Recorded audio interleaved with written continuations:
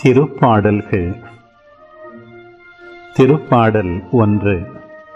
நற்பேறு பெற்றவர் யார்? அவர் பொல்லாரின் சொல்லின்படி நடவாதவர், பாவிகளின் தீய வழி நில்லாதவர், இகழ்வாரின் குழுவினில் அமராதவர்.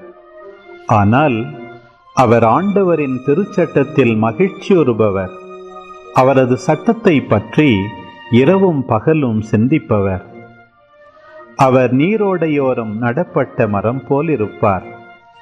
பருவ காலத்தில் கனி தந்து என்றும் பசுமையாயிருக்கும் அம்மரத்திற்கு ஒப்பாவார்.